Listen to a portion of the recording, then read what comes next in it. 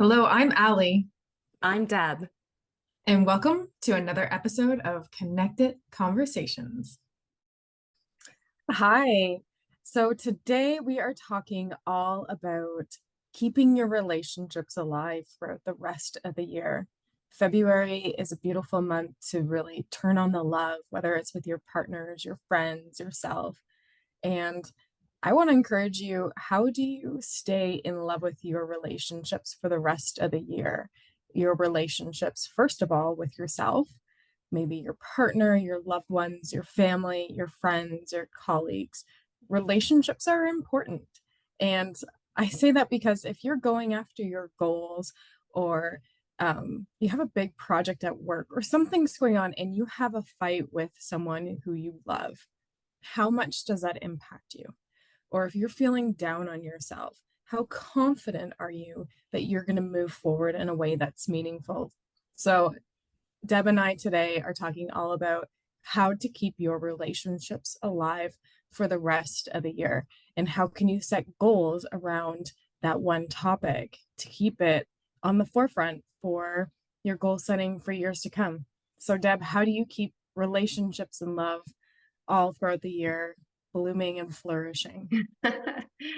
I think it's all about communication. I really do think it all comes down to really honest communication. And that includes like my goals and where I want to go.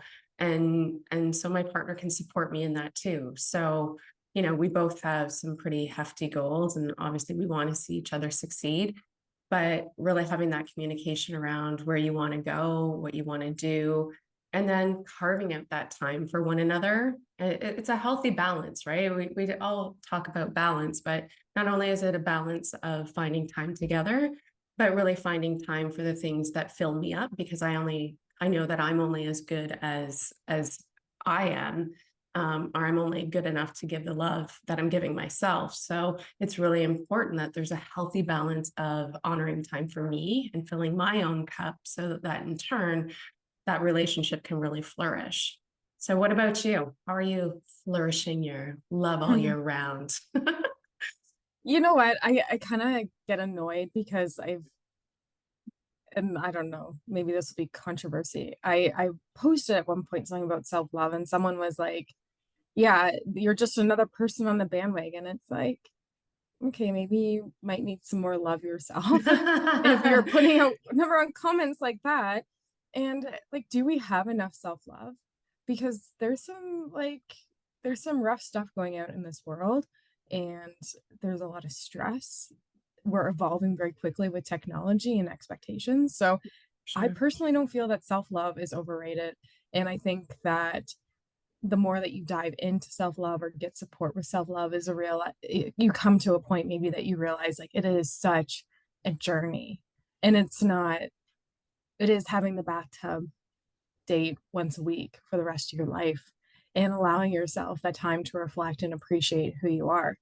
And not to say like it has to look like that, though I think making it a very big priority and taking away that word, it's selfish.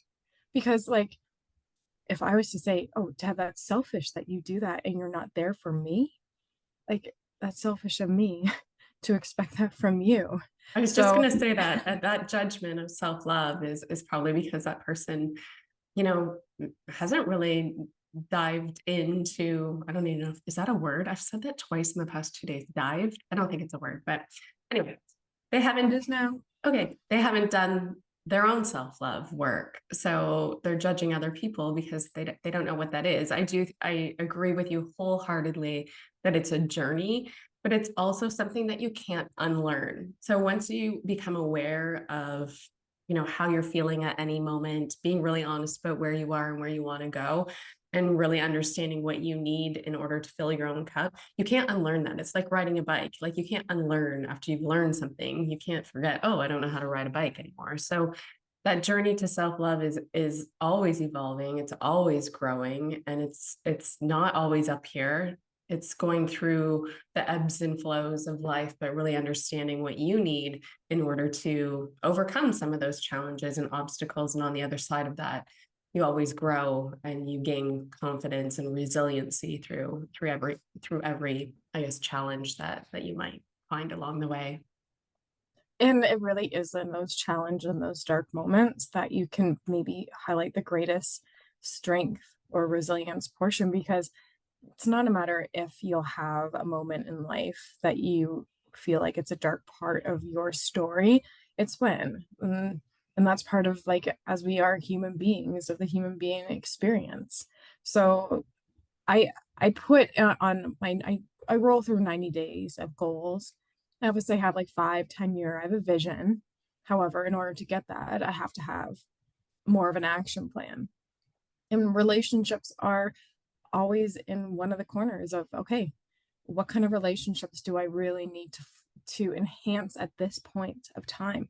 And for a while it was dates with myself, and then it moved to dates with my partner. And now it's actually relationships with business partners. Like, how do I network and get myself out there more? Because